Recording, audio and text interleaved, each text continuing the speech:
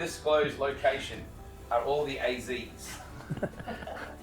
Boy, I get a feeling there's been some stories told in this shop. This is the world headquarters of Zoutte Racing, right? Yeah. Is it Zoutte Motorsport or Zoutte Racing? Zoutte Motorsport. Zoutte Motorsport, cool. And Alan, we can blame this guy, it would seem, because Adrian, it's your fault that this is all still happening. I'll take blame. How long ago did you start racing? 1969. So the maths here for a second, 31 years on top of 25, 46 years ago, 56 years ago? Good. Yep. Excellent. And here we are. Yeah. Still doing it. Yep. What did you race when you first started with stock cars, you said, right? Yeah, stock cars for 1 year at Oskaloosa. And then that, I didn't care for that. If you couldn't go around the corner by yourself, just use the other guy, you know. And that just wasn't a glamorous racing to me. Yep. I wanted to drive a sprint car, and that's where I was going to go. So, Okay. Knoxville. So you have an amazing connection, most of you, except you're too young. Those are the good old days.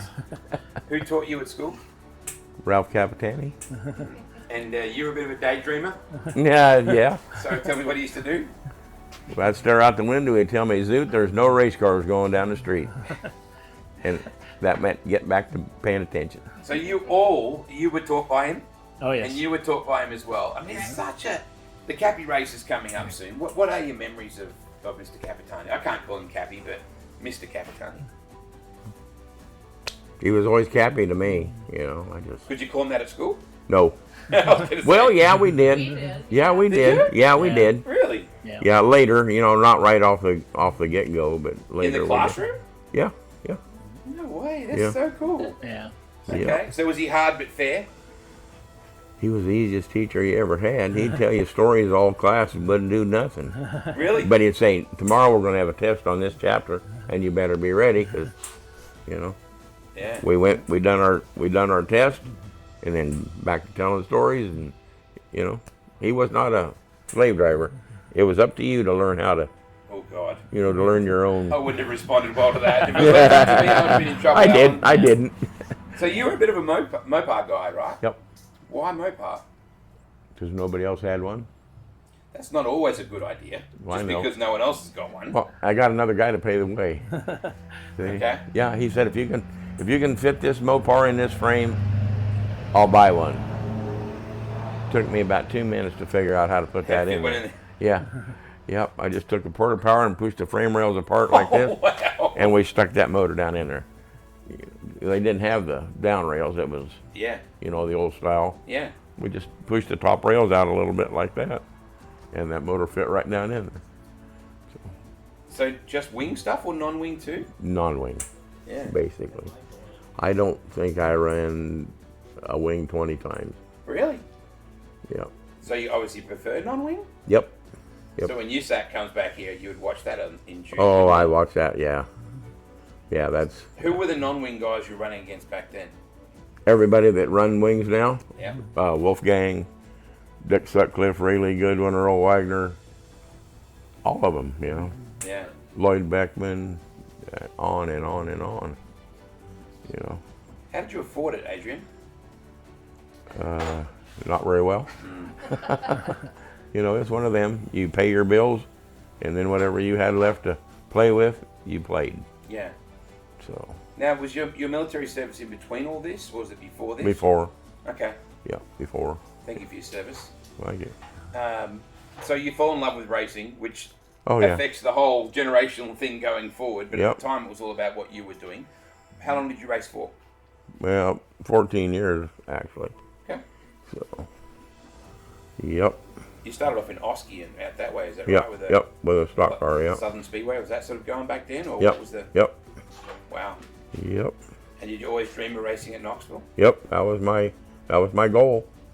Is that an inbuilt thing in Knoxville that's what you're going to do? You're either going to play, football for the Panthers, or you're going to be, or you're going to be a sprint car driver? Is that the way it sort of works?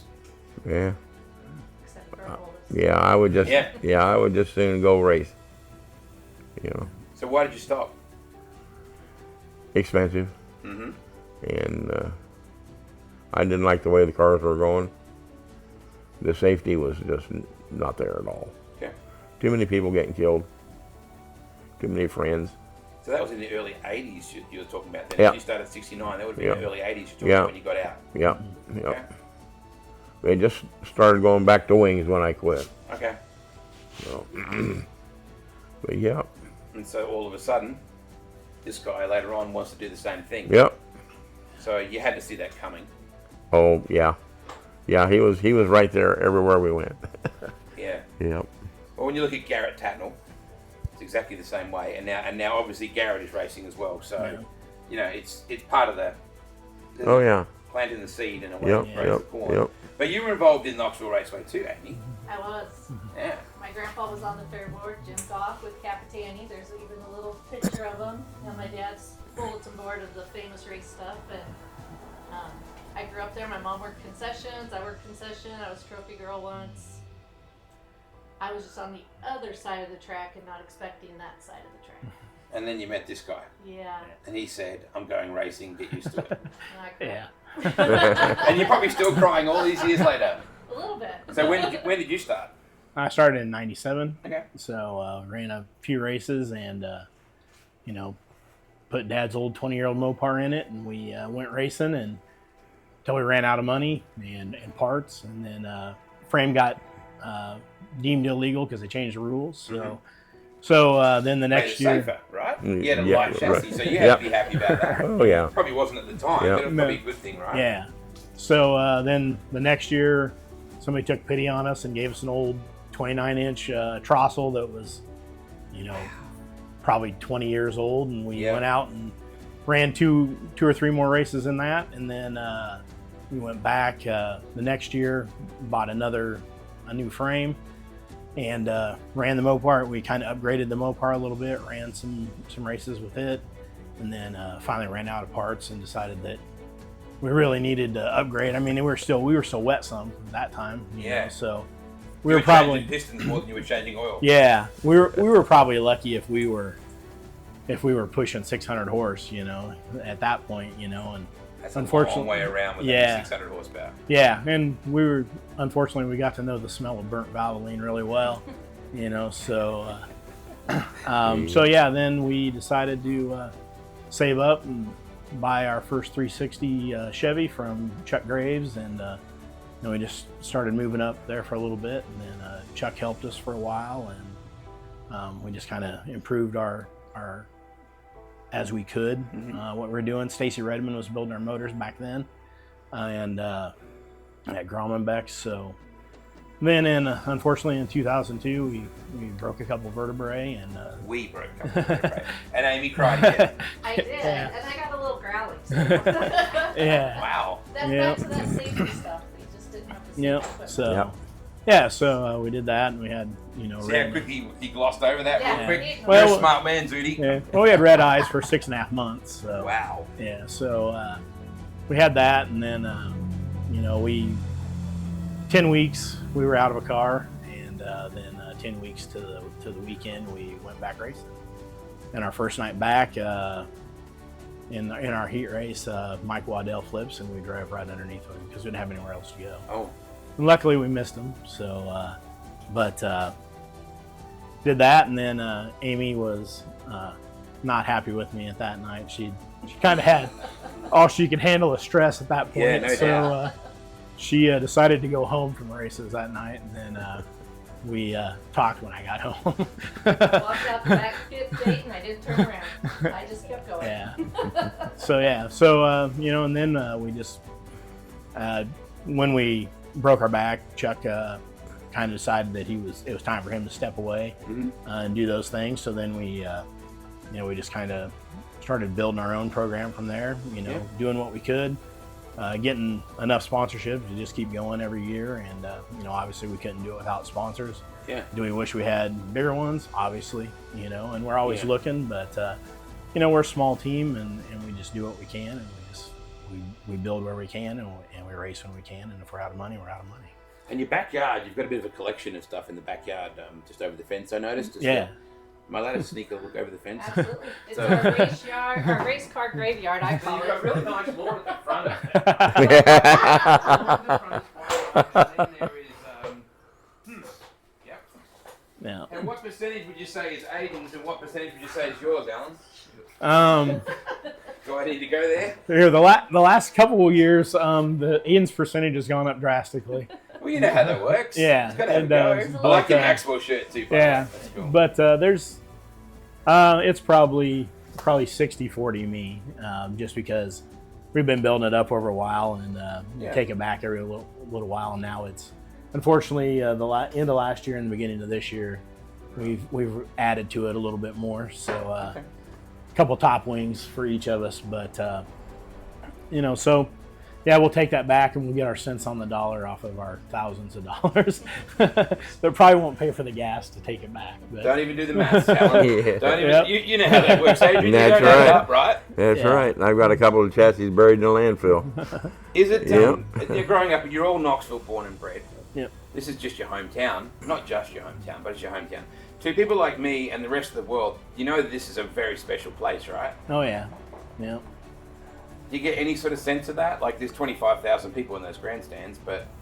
Yeah, you do. And when you travel, we spent, we spent a year in Tulsa, Oklahoma, going to school. Yeah, right. And, and we walk up to watch the races, and they're telling us how great the Tulsa Fairgrounds is, and we walk up there, and they're like, "Where are you from?" And we're like, "We're from Knoxville." And they're like, "Oh, you probably won't like this." This isn't Knoxville. Yep. So, yeah, and just those things. If you're a race person, you know what Knoxville, Iowa is. If you're not a race person, you say you're from Knoxville, and they're like, "Oh, Tennessee."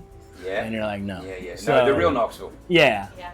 Yep. So, and then of course, every race car driver will tell you, as you travel around, you do those things, you forget how spoiled you are in Knoxville. There's every racetrack has things that upsets you and you don't agree with, but you really truly forget how spoiled you are with the facilities, the people, the safety crew. As we talked earlier, how safe it is. Yeah. You can see stuff running across the track at Knoxville while you're racing. At other places, you're lucky if you can see the car in front of you sometimes. So if all you've done is spent your time at Knoxville, you don't realize what it's like everywhere else. Crash crew, infield crew, push Yep. trucks, Yep. even those four-wheelers, the quads, they work really hard getting everyone lined up in there. Definitely. The McCoys, Mike Fisher, this is your B-main. Yep. But there's just so much that's iconic about it. Yeah. It reminds me of a huge, big aircraft carrier. Right. Yep. And everyone's got pride in the uniform. Yep.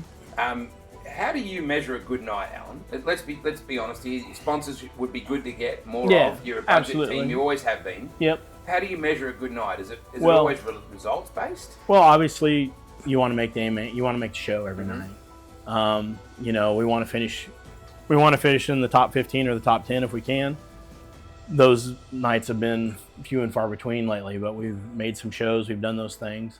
Our with time trialing being such an important thing at our format, it makes it a little tougher for us because we don't have a killer bullet. Yeah. But if we can race in, get in, and we don't tear anything up, we move forward, we're usually happy with that. I'm not going to say we're always happy with that. Yeah. Because obviously we're both competitive and we want to do do as well as we can. And we want to beat everybody. And probably your fault. I get the feeling some of the feistiness comes from Amy. I try to tone it down a lot, but most people that tell you they grew up with me, I'm pretty competitive and pretty feisty. Yeah, I've seen that. Last year I saw you. And unfortunately, you and I had our first interview in the middle of turn 1 and 2. Yeah. But it wasn't as big as the other one, which we'll talk about later. No. So how do you, financially, what does it cost to put a car on the track? Like, realistically, with the way you do it, you're not putting new tyres on the thing all the time. You're running the motor as often as you can and all that stuff. What do you have to budget for? You mean for a year? Or? No, for a night. Have you ever done it like that? Have you gone for a night? Whatever's left? It's about $900 to $1,000 a night. You figure. Luckily, we have people that help with that. My uncle helps. Yeah. We have some people that are anonymous that come down. Good. And those $100 handshakes go a long way. So they do help. They do.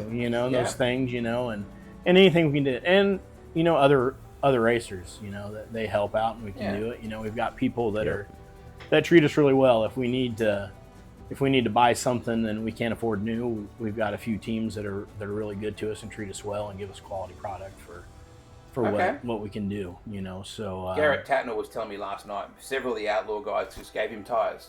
Yeah. You know, like it's that sort of stuff helps for you as well. Oh yeah. You know, anytime that you can, you know, especially with tires are $360 right now, and next week they go up to $400 a tire, you know. So it's really tough to put $1,600 worth of tires on every night, you know, and go racing. For us, it's impossible.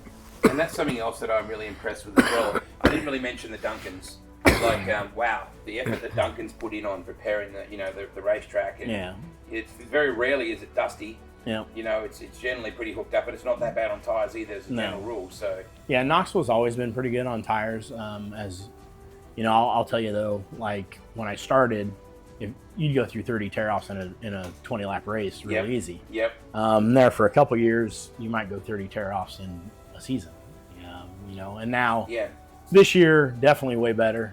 There's a lot more grip in the track. We still get good slick wide track. You know, we can do that, but there's also good moisture on the top and bottom, and usually there's some through the middle where you can get a hold of something and move on.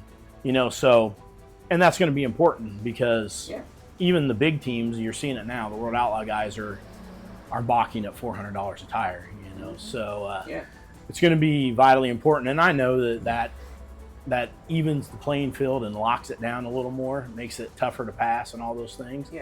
But, you know, you can't afford to be blowing tires off the thing every week. Right, and it'll be amazing if tracks start getting tackier again.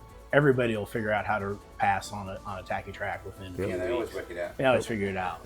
You know, we've done such a good job of increasing our technology to get hooked up to a dry slick track. You know, and that's kind of where everybody's gone. You know, and that's just how it was. But like I said, when I started we could run 3 and 4 wide, and there was plenty of passing, and it was tacky all night. You know, so I've been coming to Knoxville since '92, and I feel bad saying this. I've never actually had Fast Freddy's Pizza. To me, I drive past it every day. It looks like a frat house. To me, is it bad? Was it ever a frat house once? No. It looks like no. It was actually a tax. It was a tax place, and real estate place. Yeah. And what was the other one? I can't remember what the other one was. Real estate was the last one in there. Either way, I need to go and try. I need to go and try that pizza. Yeah, it's good. I do see it every day. It's right in the old Blockbuster video. So Roger and Dorothy Carter, who started it, actually are not in it anymore. They sold it, so it's under new ownership. So definitely go try it out. Yeah, they need to support the Zoutte. You have your own pizza there? Do they call it? We don't. You don't have a Zoutte special? And actually, we're not sponsored by them this year. Well, they could be, though. They could be. Right? This is what I'm basically... Stick with me here, Alan. I'm trying to get you... I know you like wings, but you need to get pizza too, right? Yeah. No, so, but I mean, they've always treated us good and those things, but You need to sponsor the Zoutte. All right? There's all your love for that. So we had to break out, this is another one, we had to break out the backup car here after a couple weeks ago, so it's still got all the vinyl and everything on it from there, but for everything they've done for us throughout the years, we're definitely not ashamed to have their name still on the car. So stand up next to your kid here for a second, because I want to do a comparison. Clearly one night in particular, you were right on your game. Because he's significantly taller than you. Yeah. So what do you do about cars? Like, you looking for a tall boy one day or something? Yeah. They make the Aussie Triple X car that'll probably is what I'll end up getting. Yeah. So. Yeah. Okay. Yeah. So. Well, Mom's back there looking tiny. You're sitting back there and hiding. Well, you want to see this? Watch that. Yeah. Adrian, stand up next to him. Yeah, Robin. I'm the short one of the family. And his other grandpa's about as tall as Adrian. Yeah. I was going to say compact. Yeah. It's different. It's different. Yeah. Yeah. Why do you do this? Fell in love with it. When I was a kid, like I said, just traveling. We didn't travel a whole lot with Dad, but we were always in the garage and doing those things. I have an older sister who was around at all the stuff too. So, they worked on the cars all summer, and then in the winter we got stuff ready and did those things, and there was just always people around, and that's just what we did. So I used to go out and sit in the car and fall asleep in it while they were working on it. Probably one more features in that car Yeah. than I ever thought I would. Growing up, I won everything that I drove. So,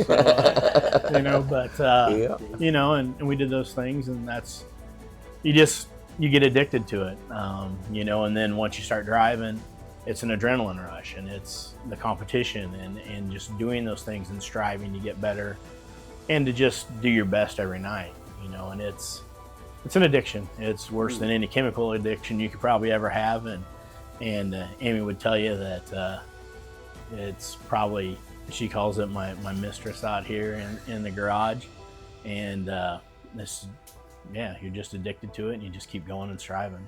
I want you to show me a place at the track. Sorry, but I'm going to get you to show me. We'll talk in a minute. This is just what Alan wants to relive. Side by side at the line is Alex Hill. Can she hang on to a slide job? Make contact. 2 cars up and over. Wow. Zoutte, what do you recall of this situation? Oh, I recall the whole thing. So. And literally where we're standing now is where you ended up, just to get some sort of perspective. Yeah, pretty close, yeah. On all this. I think they show a slow-mo of it again, but the crash crew is literally, that's got to be one of the few times the crash crew has been outside the arena. Yeah. So we had to put this in perspective. This is North Lincoln. This is T-Shirt Alley during Nationals. There's your O'Reilly Auto Parts, and there's that amazing new Albor building, which just hangs over the top. So that's not a career-defining crash, but it was nearly a career-ending crash. Yeah, it definitely set our program back a few years just because of, it killed the motor, it killed the car. Luckily on the driver, it was one of the easier ones I've been through, but on all the equipment, it was pretty bad, and then during the crash, were you thinking, oh my God, I'm outside the place, or you never really gave that some thought? I didn't really realize we were out of the place until it got kind of quiet, and you always close your eyes, and you kind of wait for the bang or the next impact, and it got really quiet. So you open your eyes, and then all of a sudden, I can see wood coming in the cockpit with me. Then you get a little nervous because inside the track, you can control what's going on. Yeah. When you start getting outside the track, obviously, that's when a lot of bad things happen because it's not controlled like it is inside the facility. So you never know, are you going to come down on a board? You're going to come down on something, But you didn't end up out here. No. That's the good news, right? You didn't end up at the traffic lights or anything we ended like that. We ended up teetering here on the bricks and kind of over the walkway here.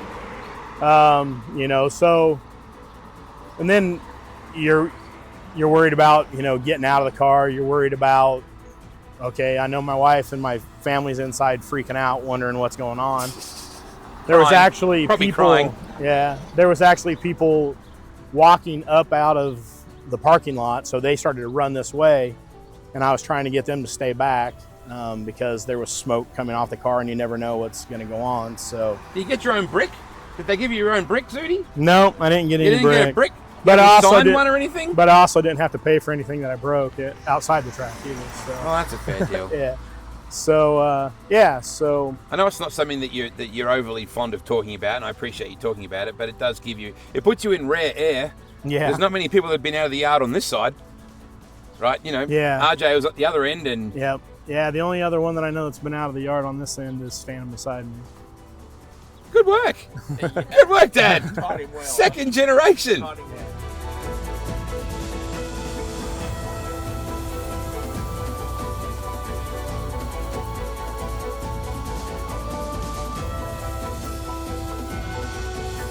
I love it. So, But he made it to the highway. no, he didn't make it to the highway either. I made it out there. Out there, so That was before they had the brick. lot With a lower, Mopar? Yeah. It was a Chevy then, Oh. but Chevy, lot yeah. lower fence. That's where you went wrong. It wasn't a yeah. Mopar. Yeah, a lot lower fence, but Probably about 4 feet lower. yeah. The good news is you're okay. It set the program back a bit, but the Yeah. good news is you're fine. Right. Yeah. We'd never know if he was brain damaged anyway, Amy, would we? No. Difficult to say. No. Thank God you still got the passion for it. Thanks for what you do, and keep rolling up with this dude, and hopefully he's going to get his big, tall Aussie Triple X one day or something like that. And Yeah. So. this legacy needs to continue. Yeah, definitely. I mean, I hope to do it a few more years, but it all just depends on you know, what we can do, and at some point it'll all be past Aiden. It'll be his deal from there on. So I'm tired of paying for my own stuff. Dad keeps keeping all the good stuff for him. That's how it works, mate. That's how it works. I know. yeah. So but yeah. So Thank God you love it, Zoutte. yeah, we love it. We love seeing the fans come down and do those things and interact with the fans. And you know, obviously, if there weren't fans in the stands, we couldn't do it. And if there weren't sponsors, we couldn't do it. You know, and if the fans, if you're buying something and you're buying from a sponsor, make sure you tell them that you're buying from a sponsor. Good thinking. They need to know that because that's how you keep sponsors in sports. And you used to manage the O'Reillys as well. Long Talk time like ago. Cappy, managed the O'Reillys, used to play with Doug Wolfgang and beat him in the driveway and big wheel competitions. Got it all going on. We haven't always had the biggest success, but we've led a pretty interesting life.